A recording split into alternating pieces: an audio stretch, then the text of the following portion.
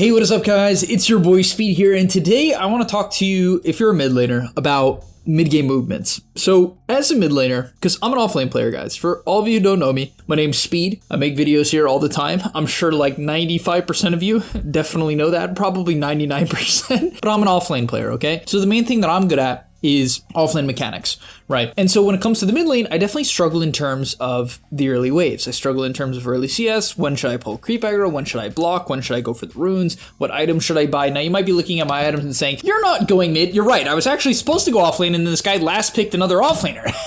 Either way, today's video is going to show you how to rotate properly, okay? Today's video is going to show you how you can rotate in a way that is going to truly open the map, all right? Because a lot of people, and I'm not perfect, I'm not going to say everything I say in this video is 100% legit. This is something I'm still learning. It's very complex ideas, but I do want to talk to you about, you know, even in this current patch, how to rotate, how to make space, how to open up the towers, what towers to defend, what heroes to gank, and so on. And yeah, let's get into it. Also, I want to tell you guys that if you've been struggling with solo queue and you're looking to get to the next rank, I'm going to be able to help you. Like literally with the Game Leap website, I'm going to give you guys guides that are going to make it unbelievably clear on what you need to do. So if you've been stuck in the solo queue grind, you don't know what to do, and you want to become absolutely broken, but like actually you want to become much better at Dota, and you want to take it more seriously, the Game Leap website is going to help you do that. So click the link down below. I'm going to help you get to the next rank. I'll see you there. All right, so I'm gonna make my first rotation here. Now, this is a pretty easy rotation. This isn't gonna open up the tower. When it comes to these rotations to open up the tower, you're not really gonna do it until your offlaner typically has a lot of levels. All right, so there's a couple things I thought about this game that influenced my decisions. Number one, I definitely have a very strong lane to gank. I think the PA Undying lane definitely feeds to me. It's two heroes that do not disengage from Primal Beast well, right? What are heroes that do disengage from Primal Beast well? Well, maybe a Juggernaut, maybe a Lifestealer, maybe a Morphling, right? These are heroes that all have a way to disengage from my magical damage. However, Phantom Assassin kind of can get away, maybe, not really though, and Undying certainly does not. And so I definitely felt that if they overextend, it's an opportunity for me to gank. So the reason why I'm walking towards top here is to get the 6-minute rune.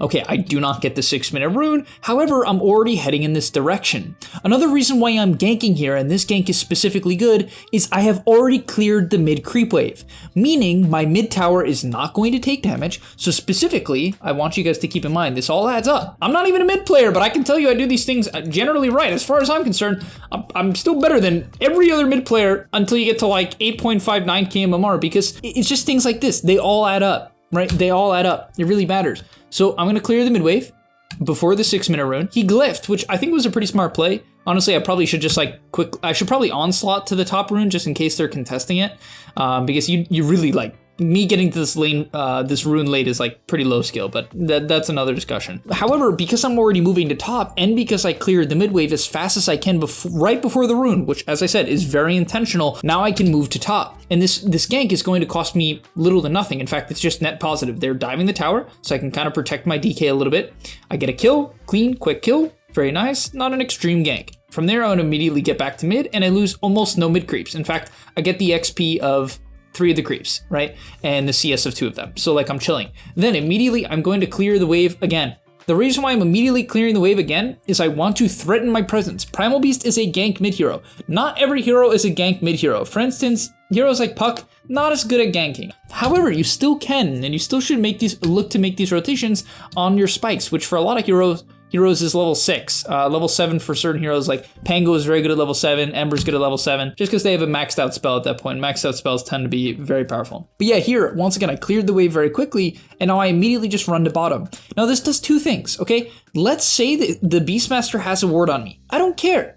If he just stops farming for a period of time, that's fine, right? If I scare him off a little bit, okay, fine, right? In this case, it's not pushing him off the creep wave, but fine, right? On top of that, he is actually going to specifically be pushed under the tower in this case because of the wave pushing it. So now if I kill him here, it's going to be really high skill, because if I kill him, the wave is going to be under the tower, so he's actually going to miss the creep wave as well, right? Not only do we kill him, he's actually going to miss out on the entire wave, so it's a real hit to his net. Very nice, right? So he really hit his net worth. And once again, I'd cleared the mid wave already. Because I'd cleared the mid wave, I'm now going to book it back to mid. Notice how I do not sit in the lane. There are strategies where you can double gank the same lane, because now if the Beastmaster TP's in, I can kill him again, and then he has no TP, and that's super good, right? That's really, really great.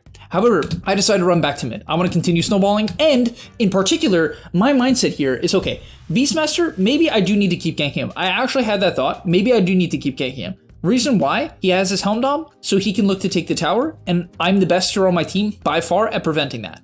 For sure. I'm the strongest. I actually am a counter to Beastmaster in my opinion. Beastmaster pre-level 6 just generally feeds. He does actually have maxed Boar, which gives him some option against Trample, to be fair. This build is definitely better than the typical 3-1-1. I think he went this because it's good against Morphling, right? It's a ranged hero, struggles against Boar. But yeah, another big concept is I ask myself, I said it earlier, but can I gank the safe lane? Yes. Second thing, if I gank the safe lane, will it result in the tower? The answer to that with Dragonite is most certainly yes, right? Because of his ultimate, allowing him to do damage over time to towers, right? And so now I know I have a good lane to gank top, so I'm going to contest the 8-minute rune, okay? Contest the 8-minute rune. Now, after I contest the 8-minute rune, there's actually a mid wave coming. So honestly, realistically here, I'm probably supposed to go clear the mid wave. I'm not going to lie.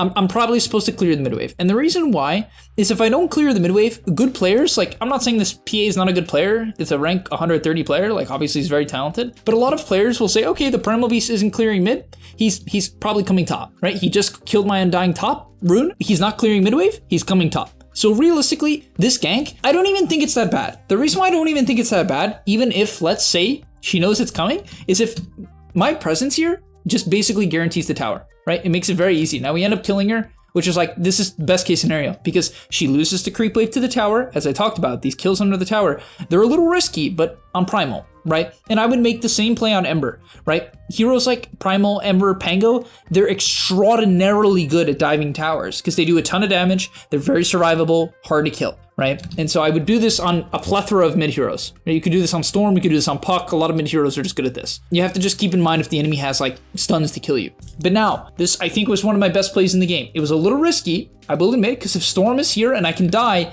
then things get weird. But what I did know is that Storm had just committed bottom. I knew this, right? I'm watching the map as I'm ganking top. So I see that my Storm ganks top. My Coddle is a beast and cancels his regen. Shout out the Coddle. Because if he doesn't cancel Storm's regen here, the regen rune, they would have taken the bot tower 100% because Storm would have had enough mana to kill me if I made that play. But what I'm going to end up doing is I walk off briefly into the tree line, which I actually was hoping I wouldn't get seen. I love how I get seen anyway, so they definitely call out this TP. But you might be thinking, okay, so you're kind of a bot speed, right? You get your TP scouted. I don't really care. Like, obviously, yes, it's bad, okay?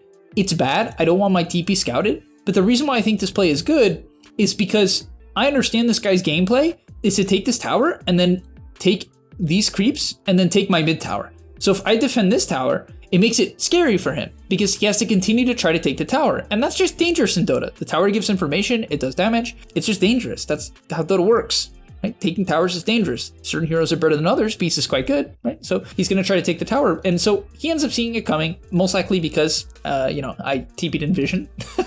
But I'm going to kill off his creep. And it's actually one of the best pushing creeps. So I kill off his creep, 100 gold. Yes, I commit my TP. Yes, I'm low on mana. So it felt a little bad. I will admit, felt a little bad. But thankfully my Coddle TPs, so this is hype, because my Coddle TPs, he can chakra me, I give him my bottle, and now I'm back to full mana.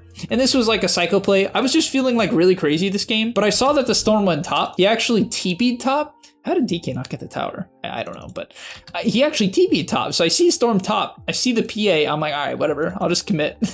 I end up dying here, so this was like pretty bad and completely unnecessary. I could have just like cleared the creep wave. I think my best play here, my best play, looking back at it, is clear the next creep wave, making it hard for him to push. If I clear the wave, it's harder for him to push. He has to get a new creep anyway. So I have like a big period of time where this guy can't even try to take the tower because I wonder, does he have a creep here? He probably does. All right, so it wouldn't take him that long, but I don't have to make this play. I should just clear his creep wave and then run mid, because if I run mid, what's going to happen is the PA is going to be in a weird spot because I can solo kill PA, right? So this Beastmaster is slowed down bottom, and my Coddle can stall the next wave as well. So we can stall out bottom, and I can look to take mid tower and just fight around mid. Because as I kind of said, I just think I'm the best hero on the map right now by far, right? Like, their heroes are just kind of bad at fighting me. They just are. They're like sort of low damage heroes. And this is often the case for Primal in the early game. This hero just naturally just kind of dominates the early game. And this is the case for like Ember, right? The way I'm playing right now, I would play probably the exact same game on Ember. I would say Ember is maybe slightly worse at ganking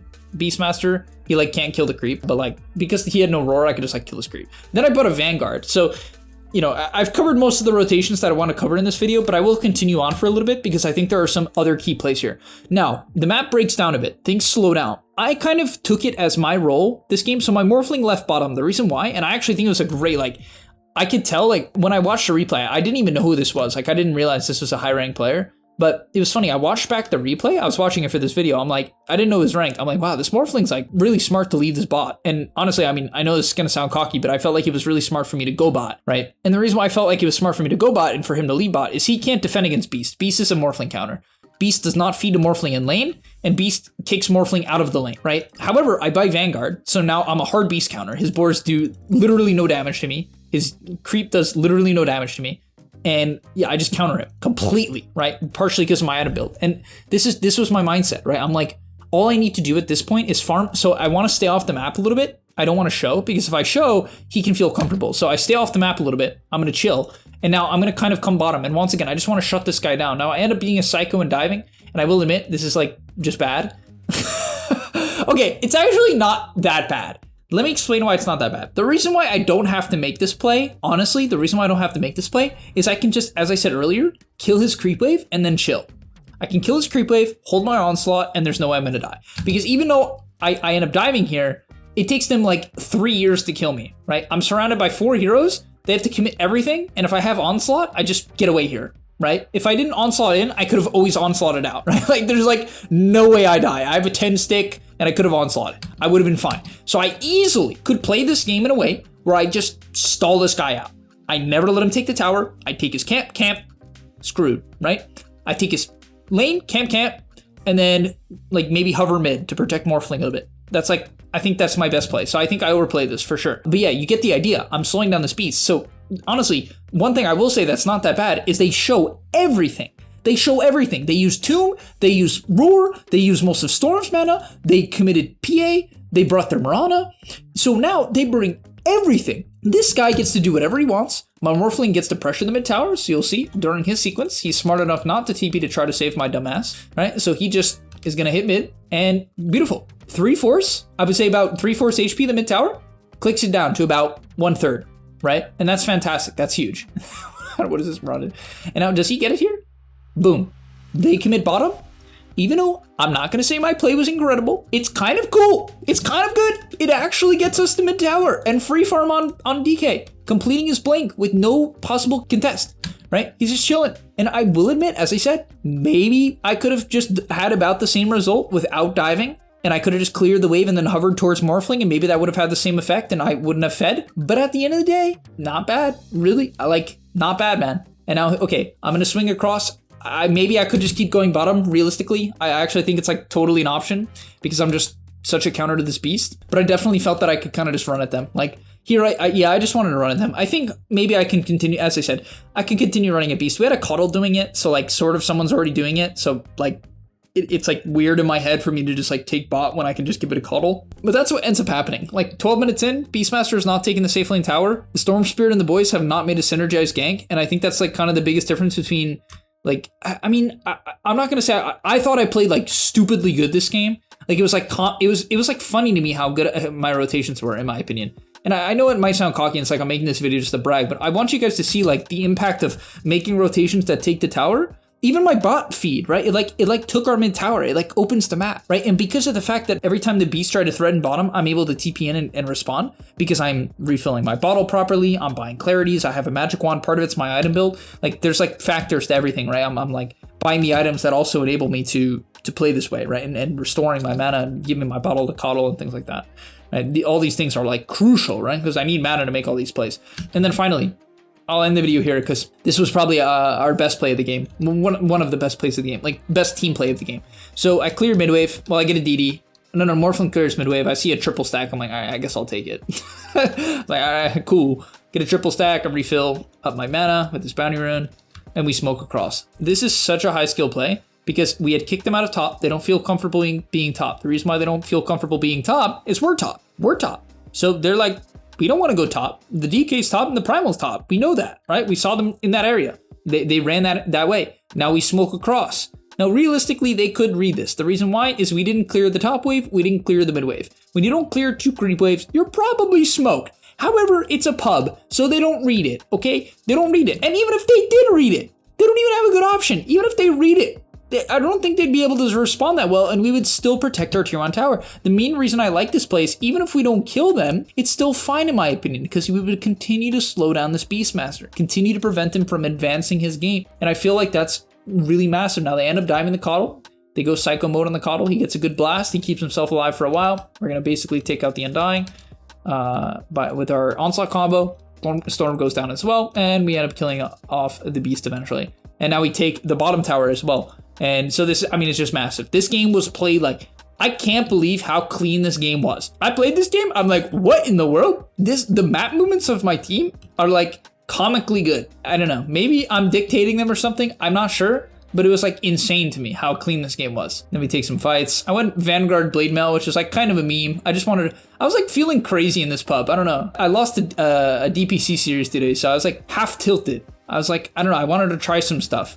I was like half tilted, and then my roll got stolen. So I'm like, I'm just gonna be like really aggressive with a Primal mid. And it works as long as your rotations are the right rotations. We don't lose a single tier 1 tower, and I will say I think it's like mostly me. I think my Coddle pushing in bottom is huge as well.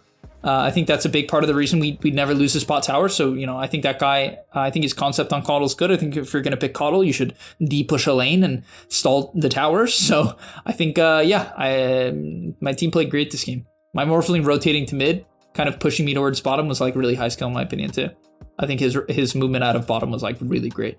So yeah, if you don't know why you're not high of a Mar, hopefully you can see how there's like a lot of macro things that like you're just definitely not thinking about, to be blunt. I love psycho diving.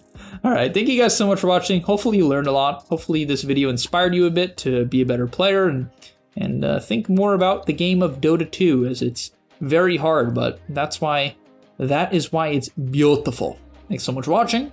I'll see you in the next one, and I'm out. Peace.